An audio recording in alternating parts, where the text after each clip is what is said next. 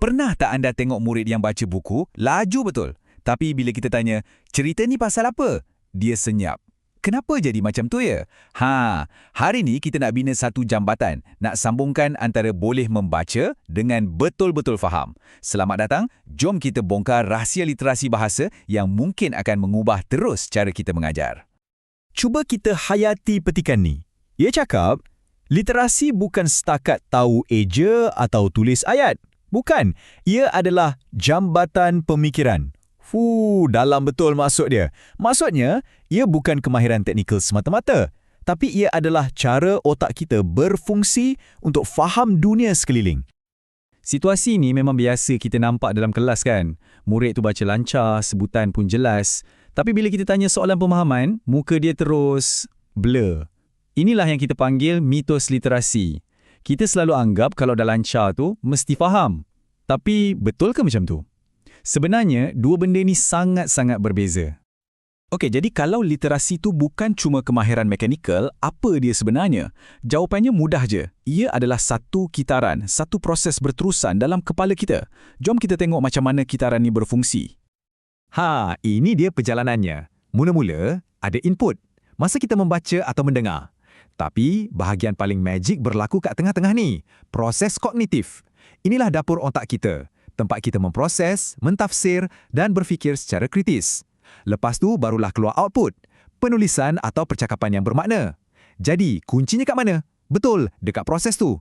Tanpa proses ni, kita cuma akan dapat mesin pembaca, bukan seorang pemikir.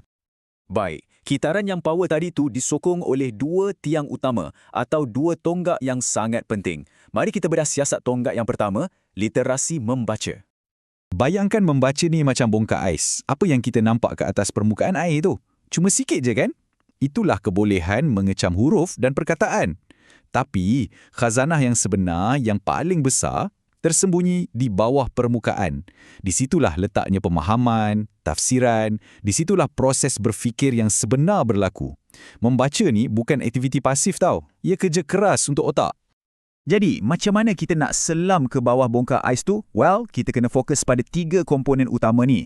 Pertama, pengecaman teks. Ini asas wajib ada. Kemudian, kita naik sikit ke kefahaman bacaan, faham apa yang tersurat dan tersirat. Dan akhirnya, puncaknya, interpretasi dan penilaian. Kat sinilah magic sebenar berlaku. Bila murid mula kaitkan teks tu dengan hidup dia, bila dia mula menilai, masa itulah dia betul-betul berfikir. Okey, tonggak membaca dah settle. Jom kita beralih ke tonggak kedua. Literasi menulis. Petikan dicakap semua benda yang kita perlu tahu. Menulis tu bukan kerja copy-paste, langsung bukan. Ia adalah satu proses. Proses untuk keluarkan idea dari dalam jiwa kita ke atas kertas. Perjalanan seorang penulis tu ada evolusinya. Mula-mula dia kena kuasai yang mekanis dulu.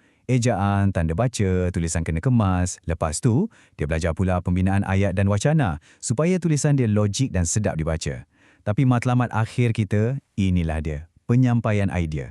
Inilah masanya murid tu boleh luahkan rasa, cerita pengalaman dan sampaikan idea dia dengan cara yang paling kreatif. Jadi kenapa semua ni penting sangat? Kenapa kita kena bersusah payah ajar literasi dengan cara macam ni? Sebabnya impak dia bukan setakat pada murid tu seorang. Ia macam gelombang di air yang kesannya merebak luar. Dan inilah dia, kesan gelombang tu. Tengok, ia bermula dari tengah, murid. Bila murid faham dan yakin, gelombang tu sampai pada kita, guru. Kita jadi lebih bersemangat dan efektif. Dan gelombang tu tak berhenti kat situ. Ia terus merebak ke seluruh masyarakat, membina sebuah negara yang celik akal dan mampu berfikir secara kritis. Hebat kan? Okey, sekarang soalan paling penting. Macam mana kita sebagai pendidik nak buat semua ni jadi kenyataan dalam bilik darjah? Apa rahsianya?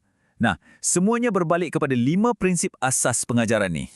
Prinsip-prinsip ni kena jadi mantara kita. Pertama, berperingkat mula dari yang mudah, baru ke yang kompleks. Kedua, bermakna. Pastikan apa yang dipelajari itu ada kena-mengena dengan hidup murid. Ketiga, kontekstual. Guna bahan yang dekat dengan budaya dan persekitaran mereka. Keempat, berterusan. Jadikan ia amalan harian, bukan bermusim. Dan yang paling penting, inklusif. Raikan setiap murid. Pastikan tak ada yang tertinggal. Bila 5 nisbati, kita akan cipta bilik darjah yang luar biasa.